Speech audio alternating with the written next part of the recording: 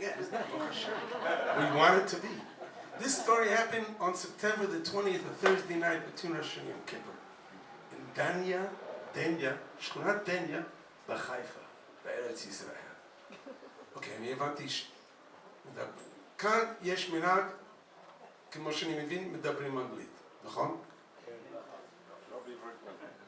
אוקיי, אני אשמח. אוקיי, so we'll do both. Okay, so זה קרה בשכונת דניה, בחיפה, it happened on September the 20th. Okay, here's what happened. So, Baruch Hashem, I was blessed to go there, play a concert with the band, with my band, etc. And at the end of the concert, a man walks up to me. I told you this story, right? No? A man walks up to me, he goes, Ich bin Moshe Pinchas. It's already a Shlomo story. So I said to him, Shalom Aleichem, you know.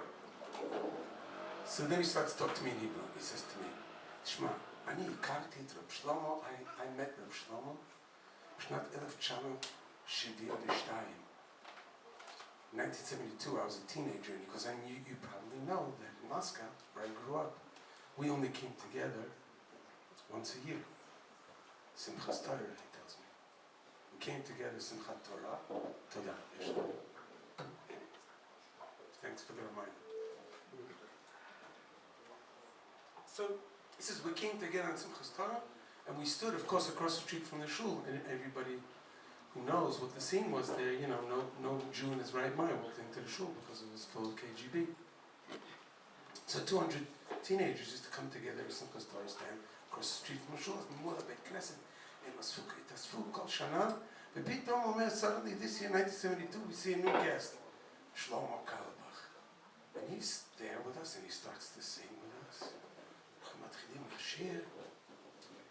I don't know how it happened, and nobody knows, but the next thing I know, we're marching to Red Square. It's in the archives now. And he says, we come to the Red Square, and of course, suddenly we're aware of what's really going on, and there we see the army coming towards us. Army's coming towards us with their batons. We don't know what to do.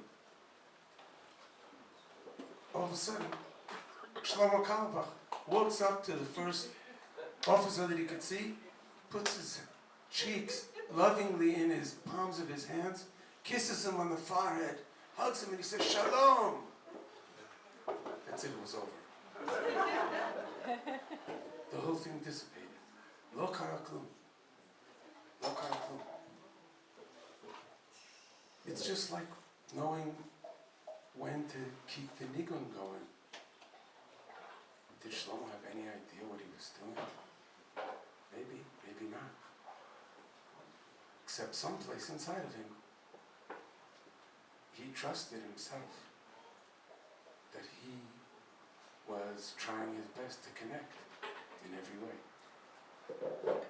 So I believe from the bottom of my heart that's why he could do it.